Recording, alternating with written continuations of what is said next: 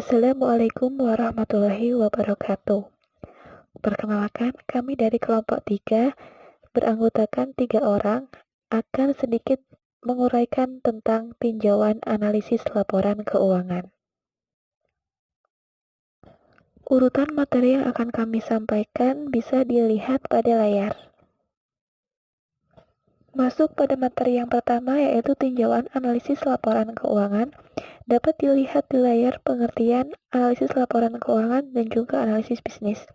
Nah, untuk analisis laporan keuangan itu bisa juga disebut sebagai proses penguraian catatan akuntansi perusahaan untuk mendapatkan informasi yang berguna untuk perusahaan, yang nantinya untuk mengetahui kondisi keuangan perusahaan. Analisis laporan keuangan ini merupakan bagian dari analisis bisnis. Kemudian, untuk analisis bisnis sendiri dapat dipahami sebagai proses analisis atas prospek ekonomi dan risiko perusahaan untuk pengambilan keputusan bisnis. Atau bisa juga analisis bisnis ini berguna untuk menentukan keputusan untuk melakukan investasi dalam ekuitas atau dalam efek sekuritas utang. Masuk pada jenis analisis bisnis. Ada 2 jenis analisis bisnis, yang pertama yaitu analisis kredit dan yang kedua analisis ekuitas. Untuk analisis kredit sendiri, analisis kredit merupakan analisis untuk kelayakan kredit. Nah, ada 2 jenis yaitu likuiditas dan solvabilitas.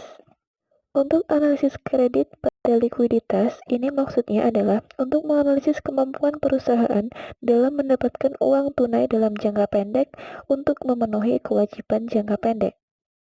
Sedangkan untuk yang solvabilitas, maka ini analisis mengenai kemampuan perusahaan dalam membayar kewajiban jangka panjangnya. Lanjut pada analisis ekuitas, yaitu yang pertama analisis teknik atau technical analysis. Pada analisis ini, maka memperhatikan pola harga atau volume historis dari saham untuk memprediksi pergerakan harga di masa depan. Sedangkan untuk analisis fundamentalnya, ini adalah menganalisis faktor-faktor yang berkaitan dengan perekonomian secara global, kemudian industri, dan juga perusahaan. Materi yang selanjutnya yaitu kegunaan lain dari analisis bisnis. Ada banyak sekali kegunaannya. Yang pertama misalnya untuk manajer. Untuk manajer sendiri, ini maka kegunaan dari analisis bisnis adalah untuk memberikan petunjuk kepada manajer tentang perubahan strategis dalam kegiatan operasional, investasi, dan pendanaan perusahaan. Selain itu juga berguna untuk mengevaluasi profitabilitas dan risiko bersaing. Yang kedua, kegunaan dari analisis bisnis dalam kaitannya dengan merger, akuisisi, dan investasi. Maka ini akan menilai apakah akan ada tambahan nilai dan serta berapa nilainya. Kemudian, untuk manajer keuangan, maka berguna untuk menilai dampak keputusan keuangan terhadap profitabilitas di masa depan. Begitupun juga dengan risikonya. Kemudian bagi regulator, maka untuk mengaudit laporan pajak dan memeriksa kewajaran jumlah yang dilaporkan. Sedangkan untuk direktur, maka untuk melindungi kepentingan pemegang saham dengan pengawasan secara hati-hati. Lanjut untuk serikat kerja, maka analisis bisnis berguna untuk negosiasi tawar-menawar, dan bagi pelanggan, maka berguna untuk menentukan profitabilitas pemasok bersamaan dengan estimasi keuntungan pemasok dari transaksi yang saling menguntungkan. Materi yang selanjutnya adalah komponen analisis bisnis. Komponen analisis bisnis terbagi menjadi 6. Yang pertama, ada analisis lingkungan bisnis dan strategi.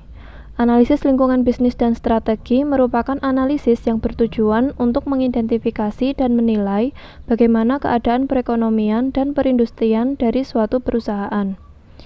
Analisis lingkungan bisnis dan strategi terbagi menjadi 2, yakni analisis industri dan analisis strategi. Analisis industri ini menjadi dasar dalam menentukan profitabilitas perusahaan. Oleh sebab itu, analisis industri menjadi langkah pertama dalam melakukan analisis lingkungan bisnis dan strategi. Sedangkan analisis strategi berisikan evaluasi atas keputusan bisnis perusahaan serta keberhasilan perusahaan dalam membangun usahanya. Kemudian yang kedua ada analisis akuntansi.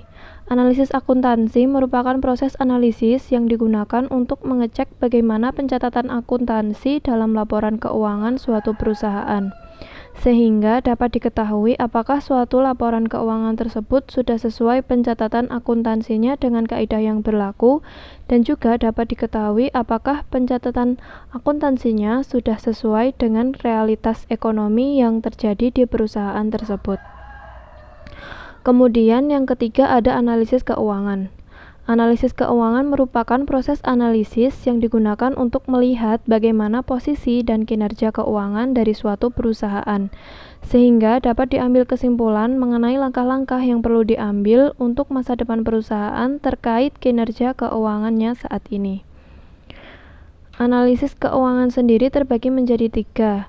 Yang pertama, analisis profitabilitas. Analisis ini berfokus pada sumber daya perusahaan dan tingkat profitabilitasnya. Kemudian yang kedua ada analisis resiko. Analisis ini berisikan evaluasi mengenai daya tahan kinerja perusahaan dalam mengatasi ataupun mencegah risiko-risiko yang mungkin timbul. Kemudian yang ketiga ada analisis sumber dan penggunaan dana. Analisis ini berisikan evaluasi mengenai bagaimana perusahaan memperoleh serta menggunakan dananya. Kemudian yang keempat ada analisis prospektif. Analisis prospektif merupakan proses analisis yang mengidentifikasi bagaimana prospek atau kemungkinan yang diharapkan oleh perusahaan yang meliputi analisis posisi keuangan atau neraca, laporan laba rugi, dan laporan arus kas dari perusahaan tersebut. Kemudian yang kelima ada valuasi. Valuasi merupakan proses mengubah ramalan hasil di masa depan menjadi estimasi nilai perusahaan. Singkatnya adalah valuasi ini merupakan proses bagaimana prospek atau angan-angan masa depan dari suatu perusahaan ini diubah menjadi suatu langkah-langkah yang dapat diambil untuk mencapai angan tersebut. Dan yang keenam adalah analisis laporan keuangan dan analisis bisnis.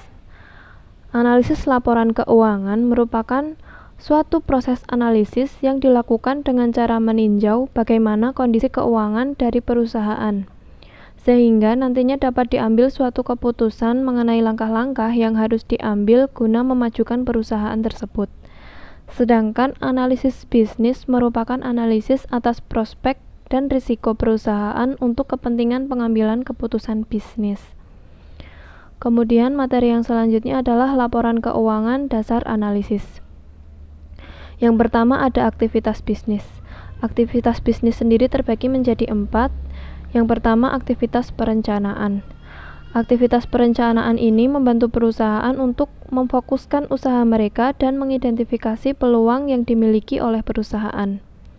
Yang kedua ada aktivitas pendanaan.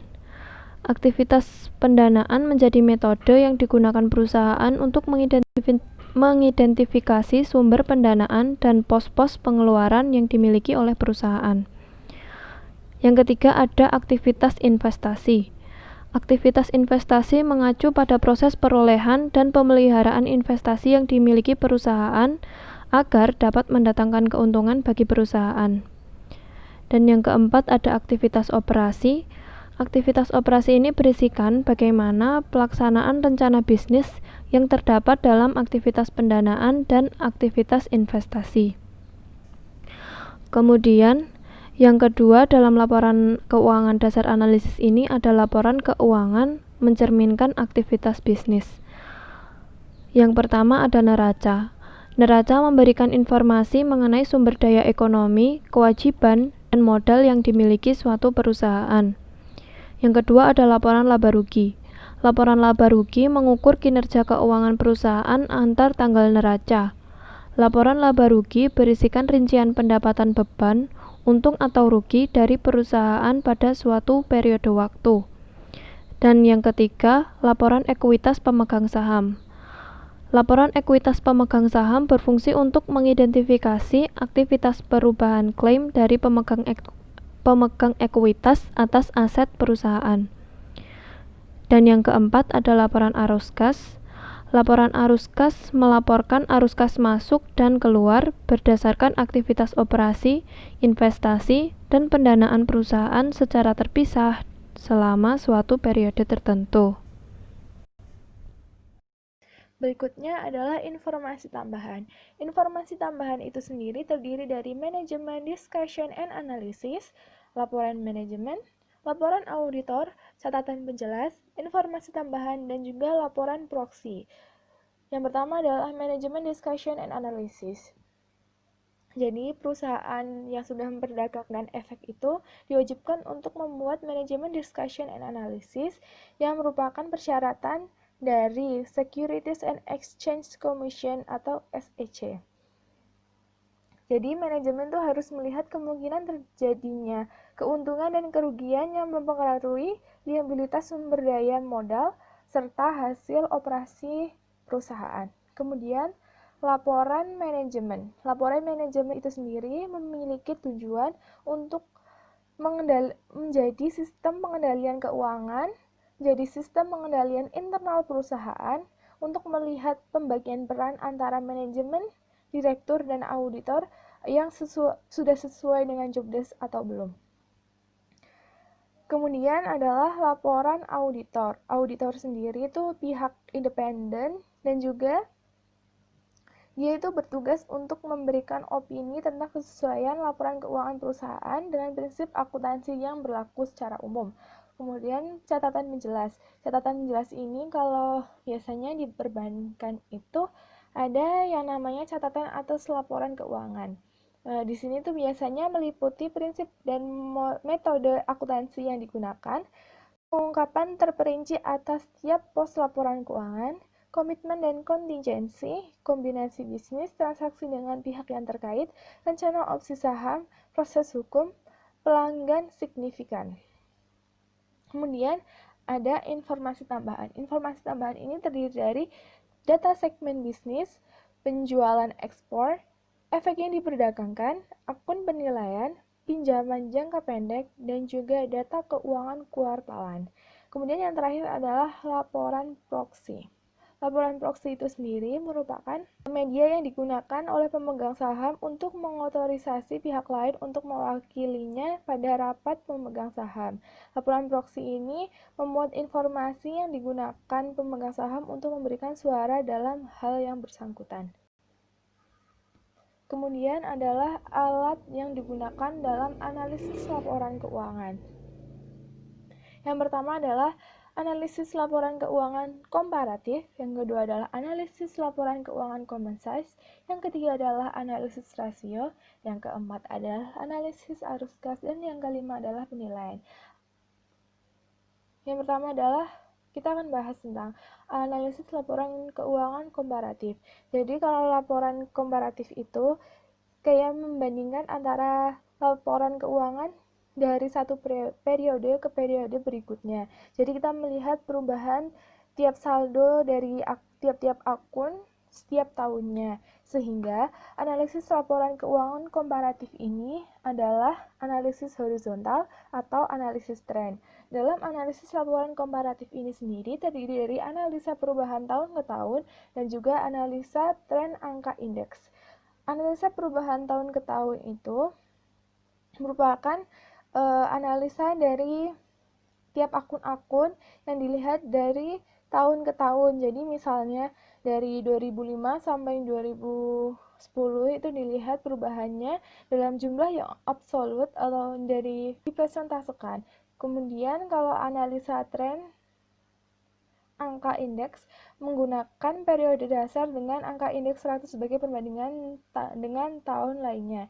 Ini contohnya dari analisis perubahan tahun ke tahun. Jadi di sini asetnya itu dari tahun 2017 ke 2016 kita lihat perubahannya. Kalau dari jumlah absolutnya itu perubahannya sebesar ini dan juga presentasinya itu sebesar ini. Begitu pula dengan kewajiban maupun ekuitasnya. Kemudian kalau yang analisis tren angka indeks itu, misalnya itu tahun 1999 ini dijadikan sebagai angka dasarnya. Jadi angka dasarnya itu ini menjadikan dia sebagai 100%. Kemudian kita lihat di tahun 2000-nya kasnya itu berapa persen dari tahun sebelumnya. Jadi itu 3.000 dibagi 6.000 dikali 100%, jadinya itu 50%, dan seterusnya. Kemudian analisis laporan keuangan common size. Kalau common size itu berarti membandingkan pos yang satu dengan pos yang lainnya. Jadi satu sub akun itu dijadikan sebagai patokan, dan yang pos-posnya itu dipresentasikan juga. Jadi misalnya seperti ini. Ini kan aktifannya itu totalnya segini. Dan kasnya kita lihat ini berarti kan total aktifannya kita buat jadi 100%. Kemudian kasnya ini dilihat berapa persennya dari total aktiva, dan begitu pula seterusnya. Kemudian analisis rasio. Biasanya kalau untuk menganalisis laporan keuangan itu menggunakan analisis ini. Jadi biasanya kayak jadi 2:1 dan lain-lain. Di sini itu analisisnya terdiri dari analisis kredit, analisis profitabilitas, dan analisis evaluasi atau penilaian. Kalau analisis kredit ini berarti kita melihat hutang dari perusahaan itu sendiri. Di sini kan ada liabilitas jangka panjang dan jangka pendek. Kalau jangka pendeknya itu berarti ini masuk ke dalam likuiditas. Kemudian struktur modal dan solvabilitas berarti kita melihat kewajiban jangka pendek dari perusahaan itu. Kemudian analisis profitabilitas itu untuk melihat rasio kinerja operasi yang dikaitkan dengan laporan laba rugi. Jadi kayak kita melihat keuntungan yang diperoleh dari perusahaan itu berapa. Di sini kita bisa lihat dari imbal hasil atas investasi atau ROI-nya, kinerja operasi atau evaluasi margin laba dari aktivitas operasi, kemudian manfaatan aset atau pendayagunaan aset itu untuk melihat efektivitas dan intensitas aset dalam menghasilkan penjualan. Nah, di sini kalau analisis profitabilitas itu bisa, selain itu kita bisa melihat dari ROA atau ROE-nya. Kemudian yang terakhir adalah penilaian atau yang kita bisa lihat dari estimasi nilai saham.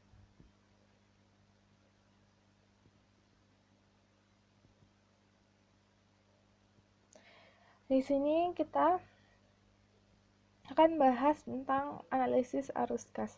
Analisis arus kas itu merupakan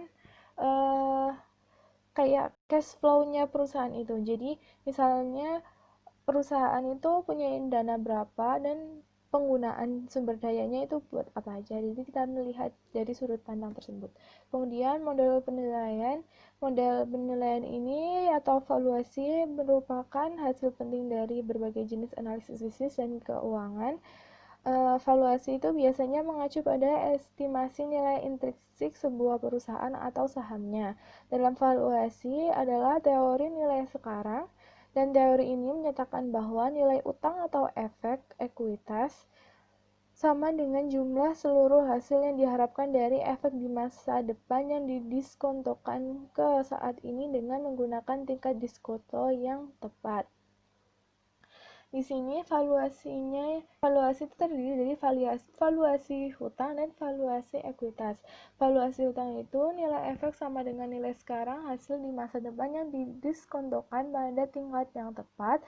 Hasil di masa depan dari obligasi adalah pembayaran pokok dan bunganya. Kemudian valuasi ekuitas merupakan nilai sekarang hasil di masa depan yang didiskontokan pada tingkat yang tepat. Dalam valuasi ekuitas, investor tidak memiliki klaim atas hasil yang ditentukan sebelumnya, melainkan investor mencari dua hasil, yaitu pembayaran dividen dan peningkatan modal. Terima kasih. Sebelumnya kami mohon maaf, dan wassalamualaikum warahmatullahi wabarakatuh.